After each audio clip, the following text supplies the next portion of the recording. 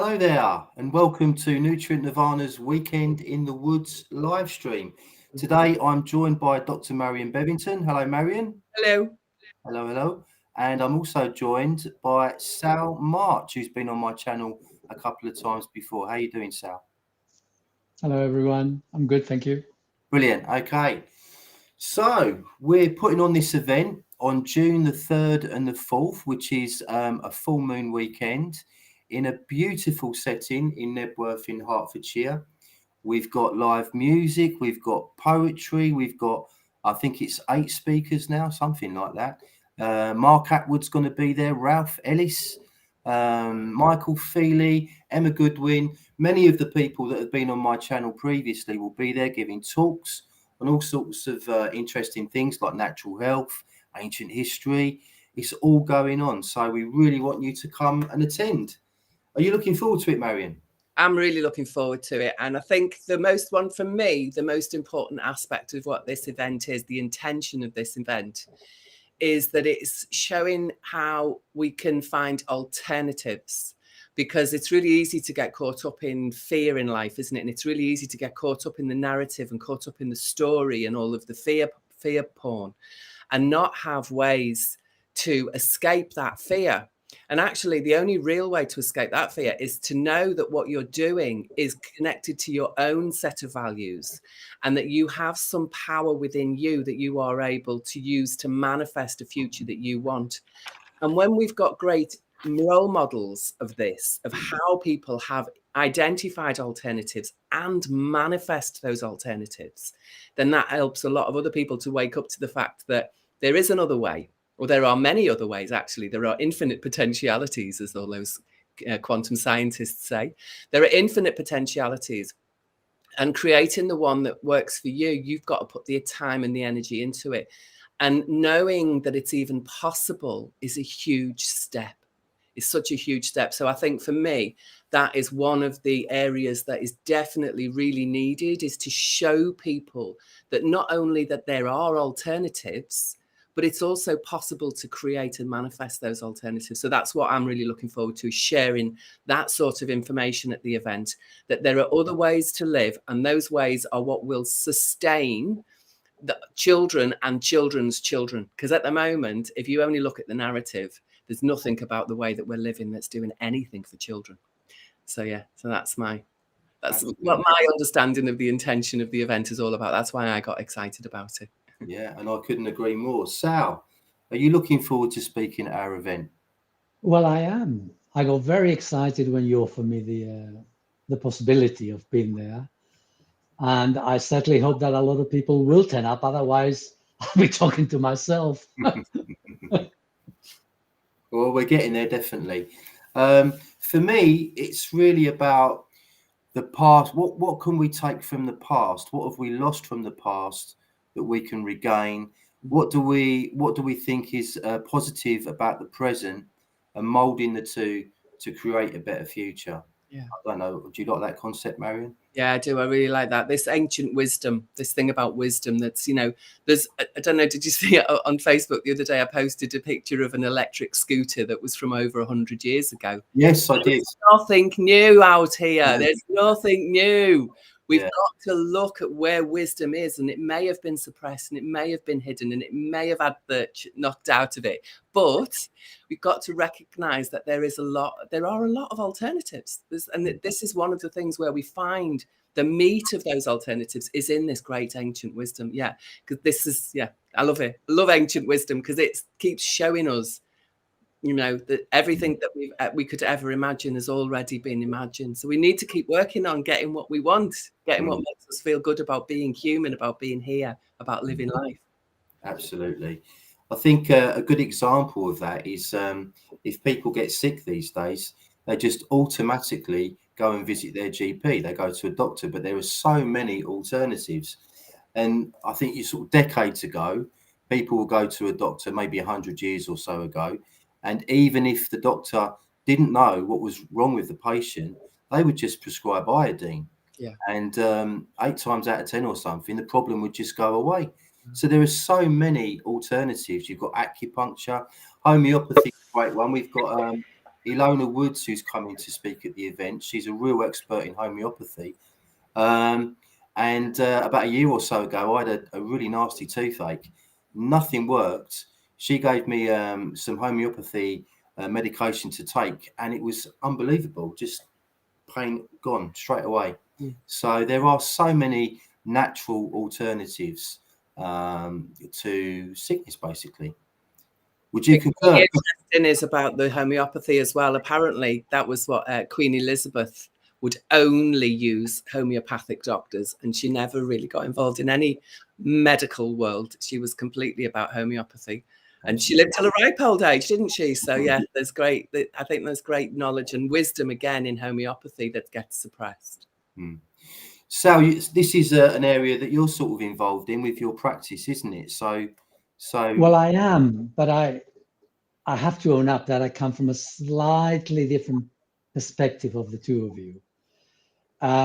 Because for me, the whole, and I totally agree. I mean, Western medicine, if you break your arm, yes, go to the hospital and let them do what they do. Great. If you're lucky, the bones will mend and you'll be back to normal. Although some people are experimenting with electricity to help with the. Yeah. But even so, I mean, like, the Western medicine is strong at the basics of the machine. The problem has arisen twofold. One is that they have attempted to usurp the power of how to deal with emotions by giving you drugs, antidepressants, and the whole. There's a whole load of them that they give you just to suppress your emotions. And then, of course, we hear every now and then, total hearsay, that some of these, someone goes and does some sort of mass killing. They lose the plot totally. And it turns out that they've been on extreme antidepressants. Yeah. And Western medicine should not be touching the world of emotions. That is not their purview. The purview is the human body at a physical level. Unfortunately, the average person thinks that if I am depressed, if I am sad, I go to the doctors. What can you do for me? And often by the time they go to the doctor, already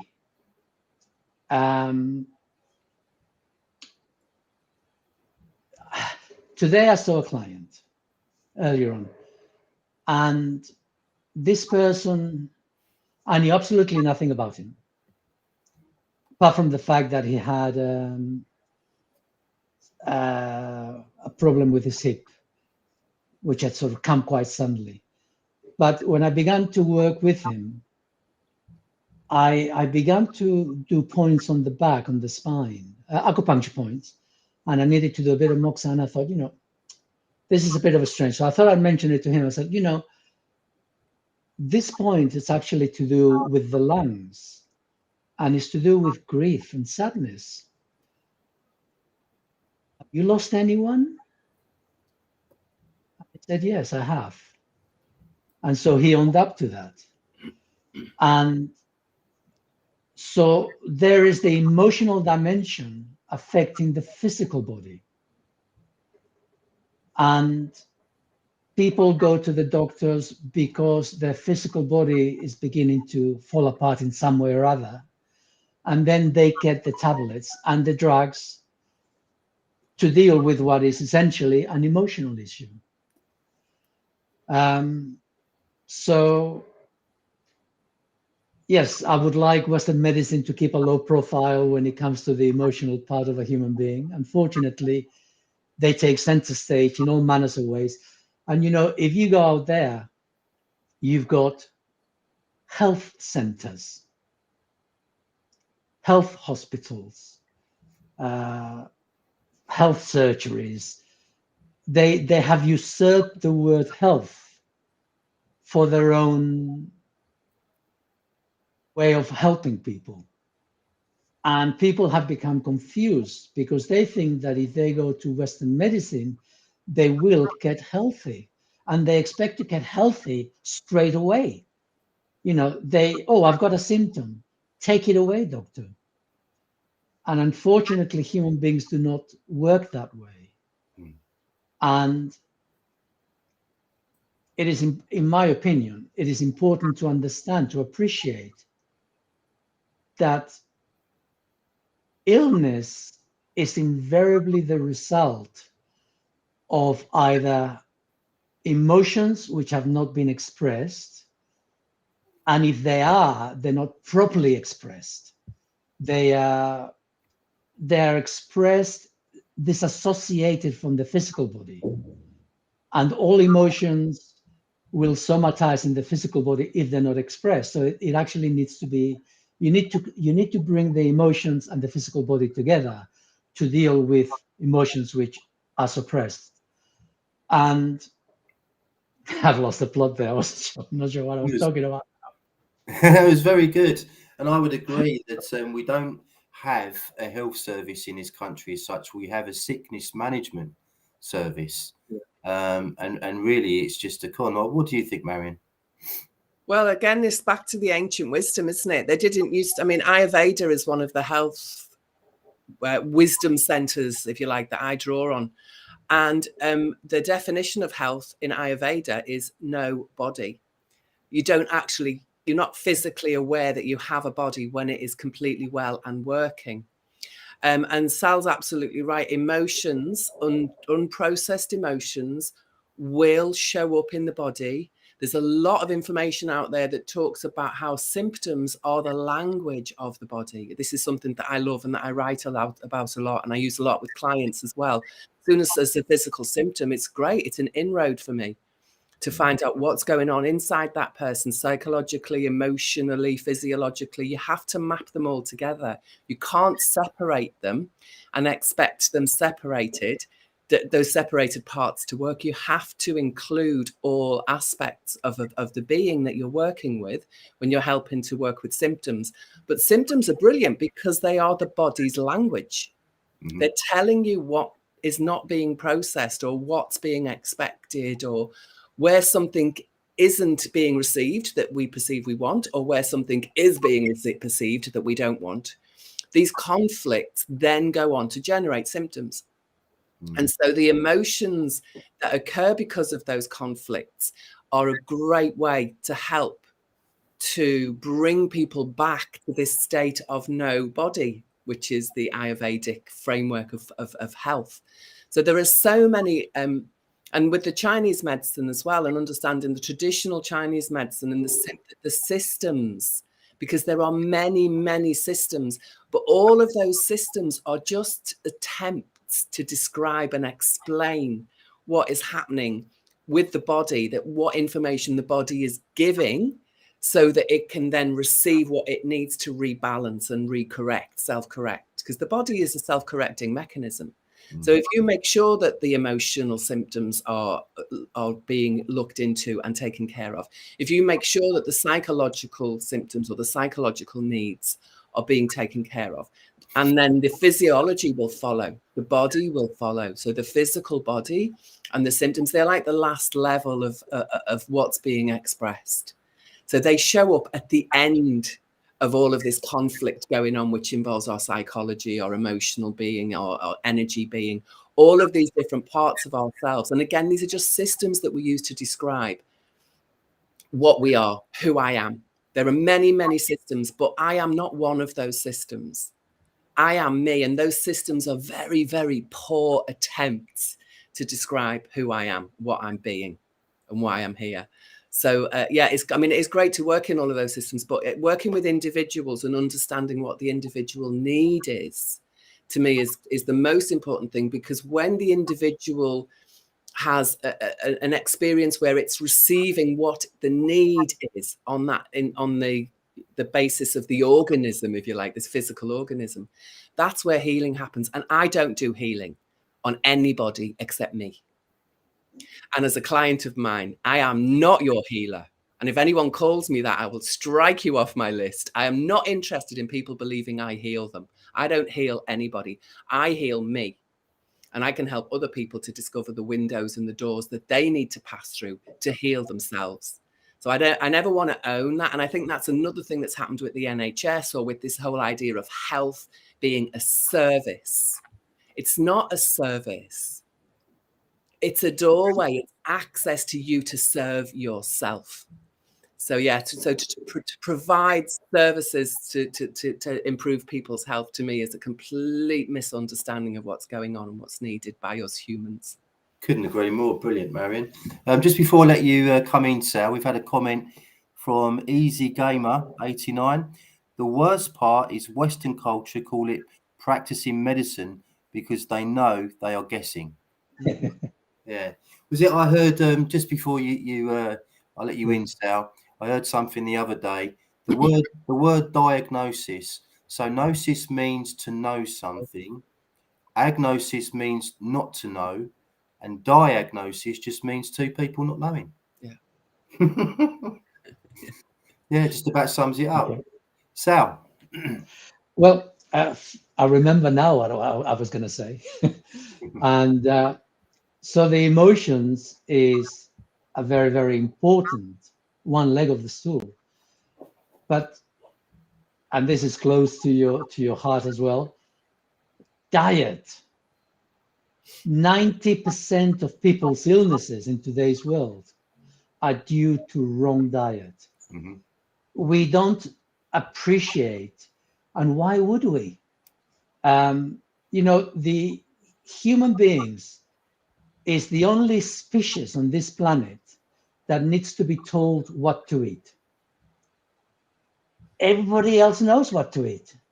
The cows, the snakes, the tiger, everybody knows what they want to eat. And if they're not well for whatever reason, they know where to go to get the herb or whatever it is to alter their system. They know, they instinctively know. We are the only ones. We seem to be dumber than the animals because we haven't got a clue. Although in fairness, I mean, we've got the government saying you've got to have your 5 pieces of fruit or greens a day. They need to tell us what to eat. But in fairness, children are taught what to eat rather than allowed to eat what they want. You think, oh, but if we allow children to eat what they want, they're going to go for the sweet stuff. Well, no, they go for the sweet stuff because you're giving it to them to begin with, and they've become addicted to it. But apart from that, you give them a lettuce and you give them a piece of meat, invariably they're going to go for the meat. Yes. It's an instinctive reaction. They know what they want. Yeah. But it is almost bred out of us. We've lost our way. The wisdom of the ancient was that they knew what to eat. If you take that to its logical conclusion, they knew what to eat. I'm having to go back more than 11,000 years, okay, to get to this place. They knew what to eat instinctively. Totally agree. We've been very domesticated, haven't we, basically? It was a skill that we once had. Animals still have it. We're kind of lost now as a species when it comes to food. I mean, what do you actually advocate, Sal, when it comes to diet? All right. Well,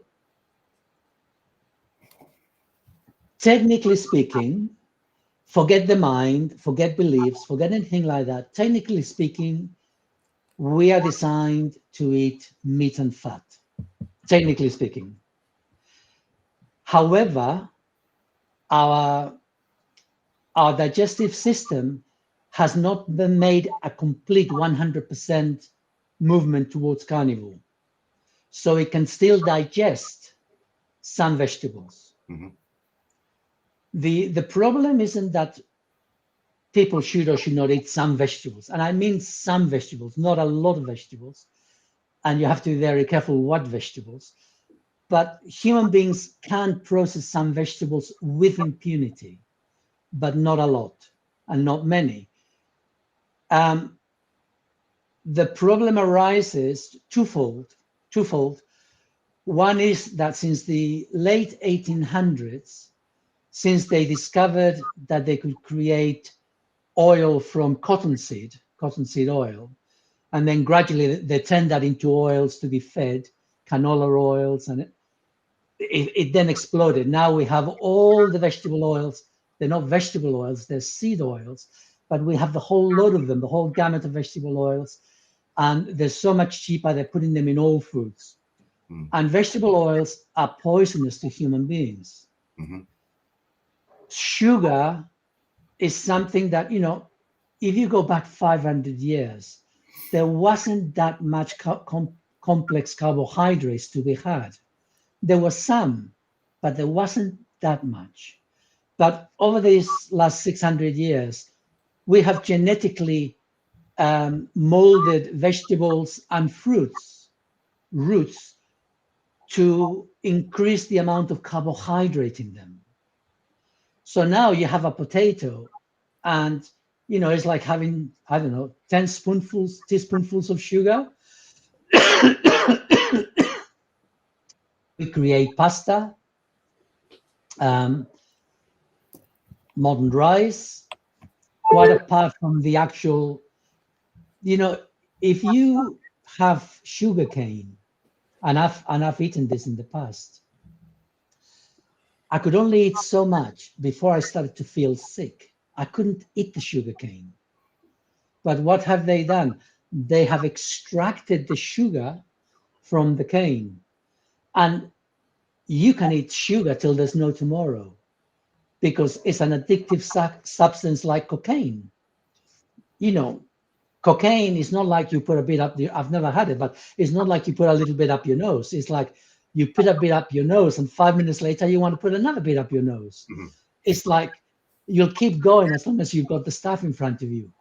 There are people in America, Brazil area, wherever it is, who have been using the coca leaf for a long, long time. And it does them no harm. They also have some alkaline substance that they mix with it, and that sort of seems to balance them. But once you separate the cocaine from the coca leaf, like with the sugar, it becomes a dangerous monosubstance, and the body doesn't know how to deal with it. So we have created sugar in our diet in a way that doesn't exist in nature apart from honey. But even honey, you couldn't have it all the time. Mm-hmm. And that is damaging long term. When we have it to such a large degree, when we have such a large amount of sugar in our diet, as most people have nowadays, it eventually, not overnight, it can take 20, 30 years. But eventually, because it is poisonous to the body, eventually damages your mitochondria. Eventually, you become type 2 diabetic. There's all manner of problems that arise out of that. Kidney damage, there's so much that happens as a result of having concentrated sugar. And people have concentrated sugar all the time, but they don't realize they're doing it because of the nature of their diet. Today's factory-produced diets, they're full of sugar, they're full of these seed oils. So we are our own worst enemies in the modern age, in the last 100 years or so. And we can see the result of this, certainly in America. they reckon about 50% plus of the population is obese. Probably. Of course, great news for the pharmaceuticals. Yeah. Absolutely. I was about to say, actually, really, it's just a racket, isn't it? Because all the foods that you've mentioned are heavily promoted, and the pharmaceutical industry benefits massively from it. So it would appear to be a racket. What about you, Matt? success other people do sell, because obviously people are living this way today. This is the norm for most people to live this way. So how do you, what advice or what support do you give to people in alternatives to this? What alternatives do you offer? Well, I only offer these alternatives because people have become overweight, because people have become type 2 diabetic, because people come with gout, because people come with skin lesions, whether it's psoriasis or eczema, fungal infections in the groins, in the toes. All of this comes from food, the food issues. And so this is the people, I help people with that. And then I say, okay, it's a gradual process. And I said, first of all, you need to cut down on the amount of vegetables you eat, and you need to cut down on the types of vegetables you eat, because the worst culprits are the oxalic acid vegetables, which are highly damaging to the body. It accumulates in the body as crystals, and over time, it does damage the gut, leading to leaky gut syndrome. The problem then arises that because people also have lectins, which are in seeds, not exclusively, because you can have lectins in fish, in lamb. Lectin is a protein. All human bodies, all animal bodies contain lectins, but some lectins we can deal with quite easily, and other lectins we can. Do you do diet sheets then for your clients? Is that one of the ways that you work? Do you give them specific? On my website, I do give specifics. On my website, I've got information on the subject, as well as PDFs, which gives you a rough idea on the oxalic acid content of certain fruits, root vegetables, leaf vegetables, seeds. You wouldn't think so, but peanuts and cashew nuts, they're quite high in lectins. Dark chocolate is quite high in lectins. In oxalic acid, not just lectins. So when I work with people, I say, right, you have to do this really slowly, especially if you've been eating a lot of spinach and a lot of rhubarb and a lot of dark chocolate and almonds and cashew nuts and nuts. So people who've been doing that, and they've been doing it for a while, I say, right, work out what is the average amount that you might have of oxalic acid in a week. To give you an idea, half a cup of cooked spinach is just under 700 milligrams. So the human body can only work with 150 milligrams a day. Mm-hmm. So it accumulates in the body. And so as I work out the amount, and then every week, reduce it by 10%.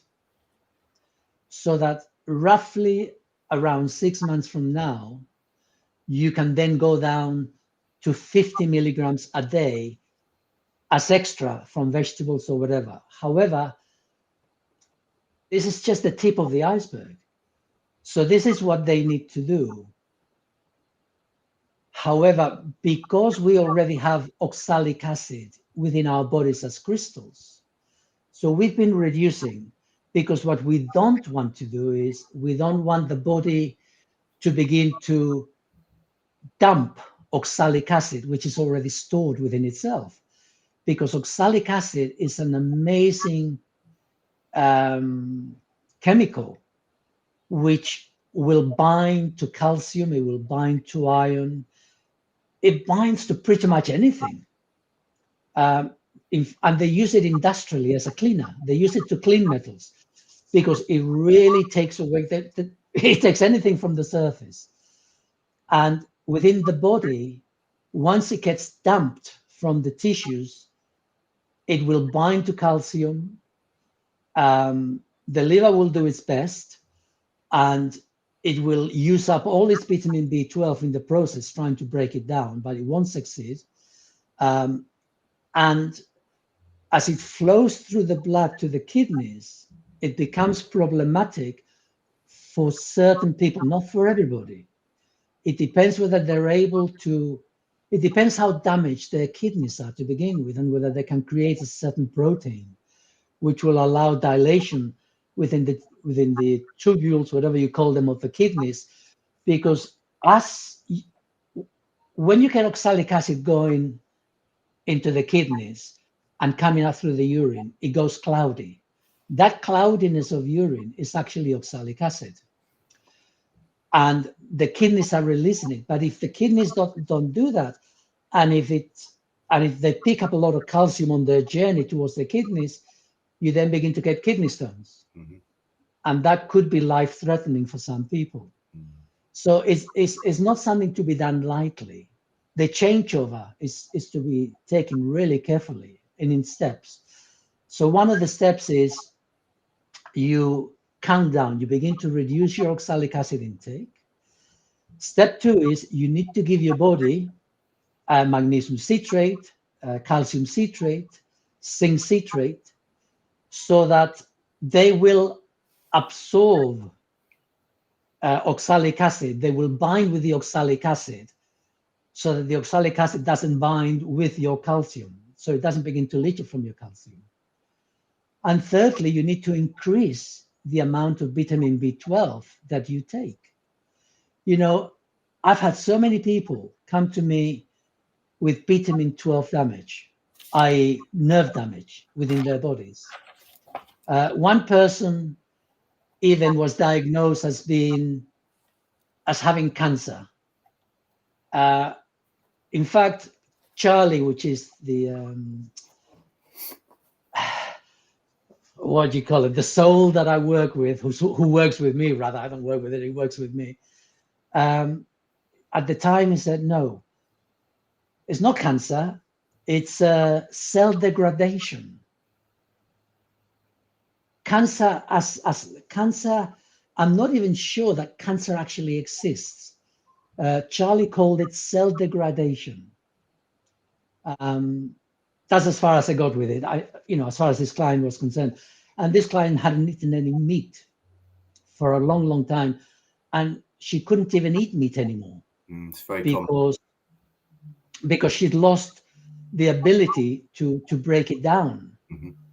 And so I had to say, well, for a few weeks, vitamin B12, large doses, and after a few weeks, begin to add a little bit of meat to every meal. Now she's a carnivore, that's the last I heard of her. Mm-hmm. And she can't get enough meat. Before she couldn't eat it, now she can't get enough of it. I've had other people who have terrible damage in their nerves, in their legs, in their hands, because of the lack of vitamin B12. And so, even today for myself, I've been a carnivore for 5 years, and I eat liver. I always put a little bit of liver in my meals, and all I eat is meat. It's organic meat. It contains vitamin B12, but not enough, because I'm still processing. After 5 years, I'm still processing oxalic acid from my reserves, and my liver is using up more. My liver is using up more vitamin B12 that I am ingesting. So I am having to supplement with vitamin B12. Wow. But then you see, I'm 70 years old, and I didn't begin this journey towards health in the real sense of the word, into real health, till I was 55. And I went through a whole process till I ended up pure carnivore. And I damaged my body. But the end result is that today, even though I only eat meat and I eat liver, I still do not have enough vitamin B12 to deal with my body need to process. And I know when this happens, quite apart from speaking with Charlie, I know, because I go a little bit dizzy. just I sort of, it's hard to describe. It's not vertigo, but it's a slight dizziness. And it's not like a sudden loss of blood pressure when I need to bend over, but it's just a slight, ooh. And I increase my vitamin B12, it disappears. Wow. So I know that, you know, I've learned the relationship between the two. This is where the symptoms are the language of the body. Yeah, the symptom is you've learned to understand what the body is showing you in that dizziness. Yeah, brilliant. Yeah. I may have shared this story with you before, Sal. I can't remember, but I'll do it anyway. I've one of the, I don't think he'll mind me mentioning this. One of our speakers, Mr. Ralph Ellis, who's coming to the festival, he was a commercial airline pilot for about 40 years, coming up to retirement, and he told me this story. Towards the end of his flying career, he was flying a plane, descending, parking the plane up, and then thinking to himself, I can't remember the descent. I've got no memory of it, no recollection of it at all. This is a potential problem. So fortunately, he's a very clever guy, and he researched it for himself and found out that his dementia-like symptoms were actually a B12 deficiency. So he got a really good source of B12, and he's absolutely fine now. But I wonder how many people have experienced those symptoms, done what people usually do, go and see their GP. They're put on toxic drugs, and you know, it's very disturbing to contemplate. It is. Can I say something about EasyGemma 89? Yes, sorry, we've got to catch up with some comments. They're coming in thick and fast at the moment. Some toxic ones as well about testosterone. I hope they're enjoying the live stream. Whoever needs the listen, if you want to increase your testosterone, you have to do squats. There you go, Cloud QWERTY. Go and do. You get some weights, and you do a lot of squats, and that will increase your testosterone. Does that work for women as well, Sal? Well, I don't think women want to have a beard or a moustache per se, but no, I think we can't be so sure these days, can we? Well, there is that, but let's not go there. This is an interesting one. Craftomatic has asked, what about raw cacao? Now, this is something that I actually sell on my website, and I do enjoy it from time to time. But I do understand, well, I understand that cocoa and dark chocolate are quite high in oxalates.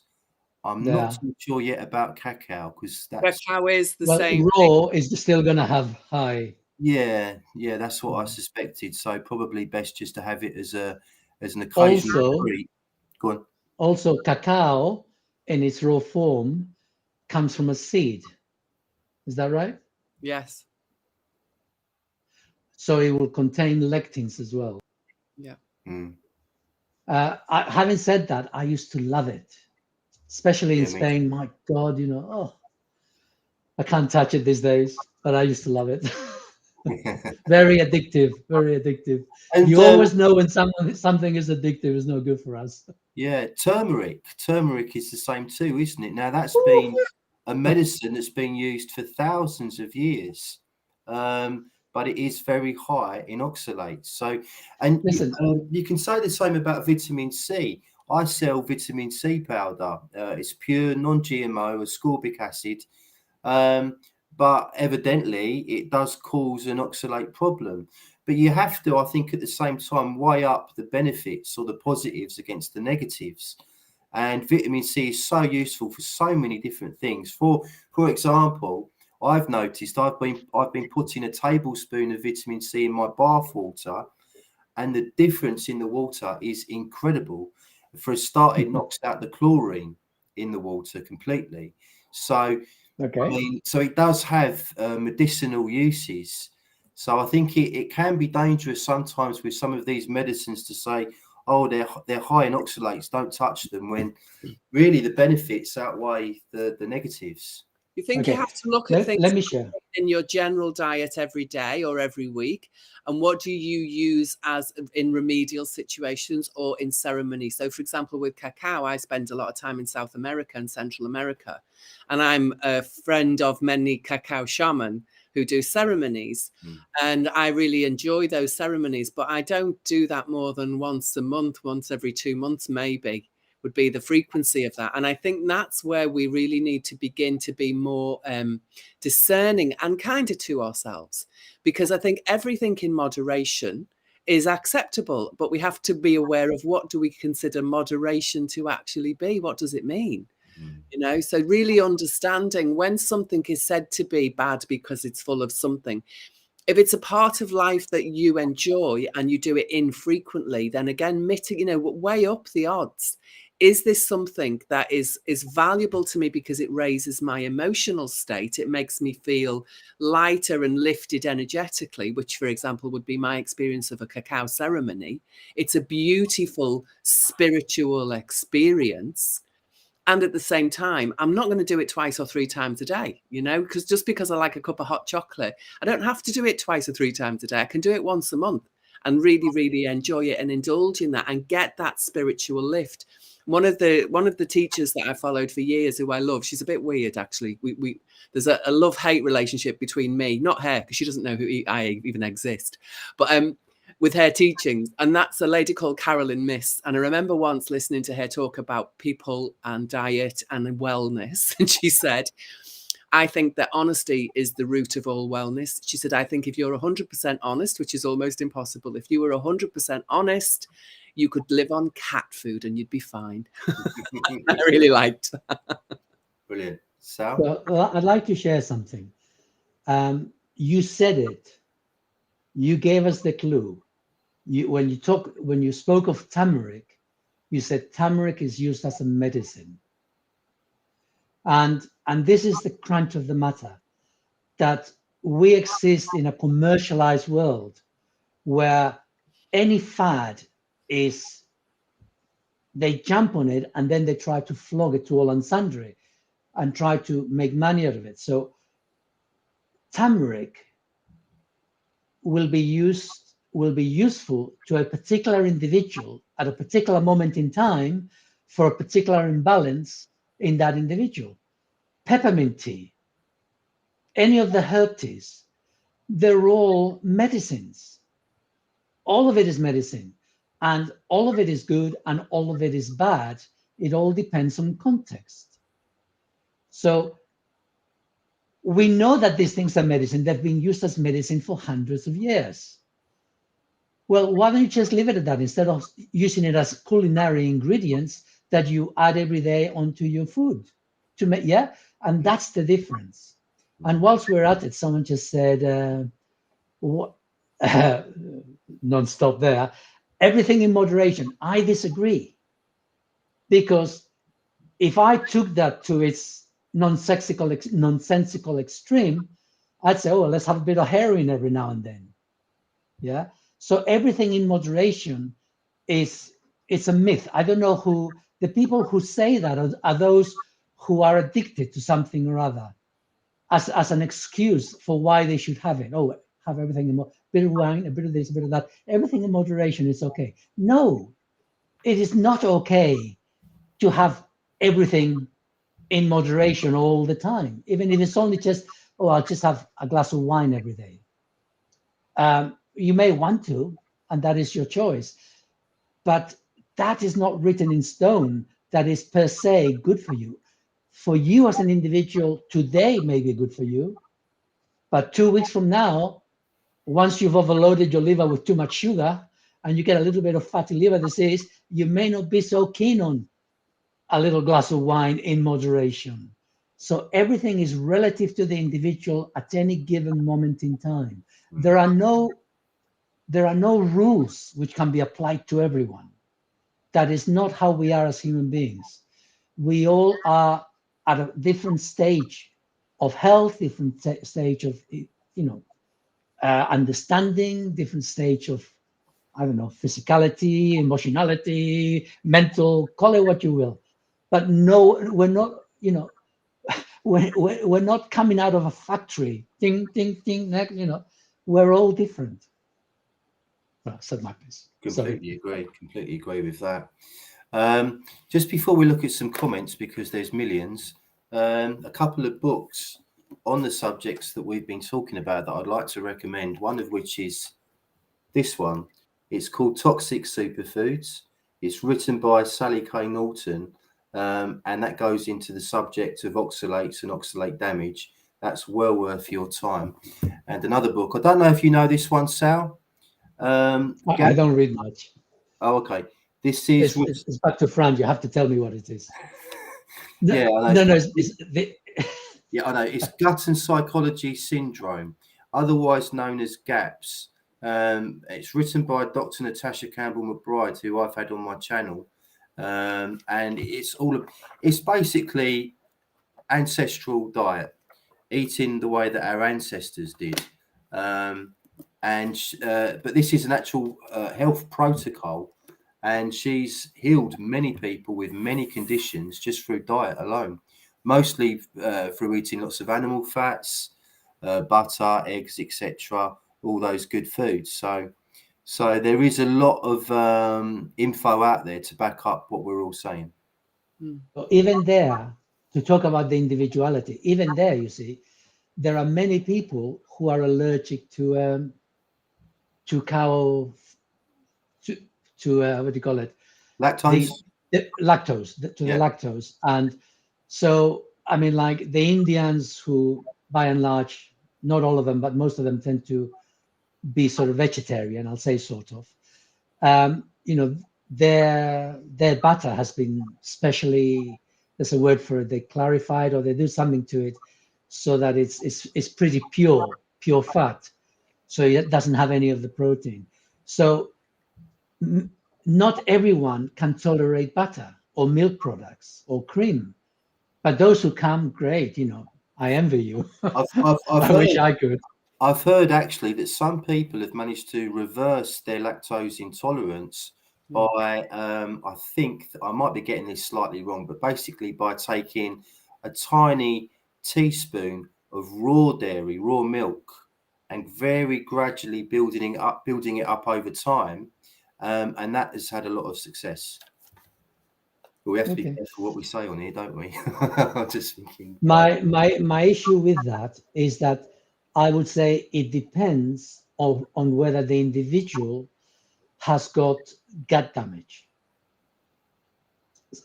Once the oxalic acid has created leaky gut, unfortunately, lectins will get into the bloodstream. And then the immune system reacts to them as though it's one of their own proteins, and then all manner of symptoms arise. And so that may be true. I have no idea. But I would say it depends whether the person still has gut damage or not. And to heal the gut damage, they have to go on an exclusion diet. You know, you cannot heal that if you keep taking the oxalates and the lectins. You actually have to give them a miss. And you have to give yourself things like zinc citrate to begin to heal the damage. And it can take quite a while. And I know for myself, because I got the gut damage, not from the oxalates, but from aluminium. Aluminium is what damaged me. And, you know, once the door was wide open, I became susceptible to all manner of things. And it's taken quite a few years for me to heal this. So we're all different. And so one needs to be more careful, you know, like to say this is good for everybody. You always have to be so careful. It depends where the individual is at. You have to take everybody on a one-by-one case. Absolutely. I've just had a comment here from Clout QWERTY, and they've said, can you please make trenbolone available to purchase? I've never heard of that. The testosterone thing. Oh, it's like yeah. Yeah, I don't think you can buy that as a product. unfortunately. The person who's advertising is probably going to try and sell everyone some testosterone, Paul. It's a well-known online device to get to take up some bandwidth. So yeah, you don't need to advertise them, sweetheart. Just ignore. Yeah, just look flying through these comments at the You moment. know, talking about testosterone, this is a hard thing to accept as a human being, that our bodies have got a rhythm, and we need to move with the rhythm of life. Sounds like a song, move with the rhythm of life. However, what I'm saying by this, and I've had people come to me in the past who their sex life had gone to pot, and they wanted me to use acupuncture to work them back up again. And at the time, in my ignorance, I tried to do my best. Nowadays, I know better. And instead, I would counsel that if you've lost your libido because you're getting on in years, you know, a relationship isn't about sex. Relationship is about love and companionship. Yeah, sex is the icing on the cake. But at the end of the day, what we really want is a loving relationship with someone who is our best friend, our companion, to whom we're loyal and who's loyal to us. And we have that security in our relationship that is far more important than sex. And I'm not saying give up sex, okay? I'm not saying that at all. I says, if you can do it, go for it. But if you begin to lose that, give in gracefully. Okay. I don't think I'm going to give up just yet, but there we are. Well, if you've got it, you don't have to. Yeah. Definitely. Let's get through a couple more comments quickly. Easy Gamer has said people need to research everything there is, always a way to naturally heal yourself. Couldn't agree more, and that's why I started my company, because I healed myself. I had Raynaud's syndrome, which is where the tips of your fingers turn blue in very cold temperatures. And what I did, I realized that the thyroid gland controls body temperature. So I increased my iodine and selenium intake. And sure enough, while it's not completely reversed, I would say now it's about 80% better. And that was just through taking iodine and selenium. So you do your own research and find these things out, and it does really pay off. Mm-hmm.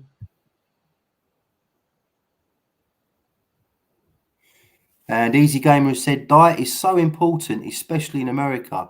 All we eat is garbage, sugar, corn syrup, and more corn syrup.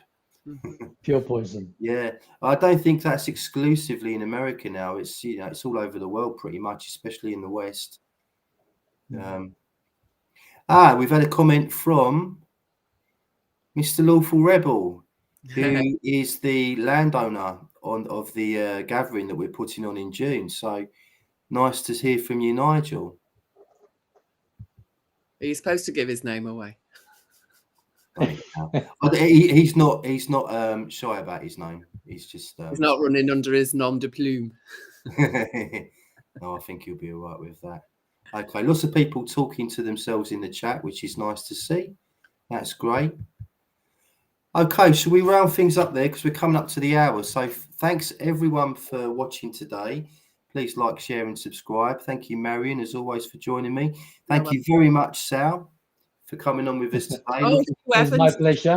My pleasure. Yeah, we're really looking forward to having you on board at the gathering. It's probably about 5 or 6 weeks' time now, so can't wait for that. Thanks for watching, everyone. We'll see you again next week, same time, with another guest who's going to be speaking at the gathering. So we'll see you then. Cheers. Bye.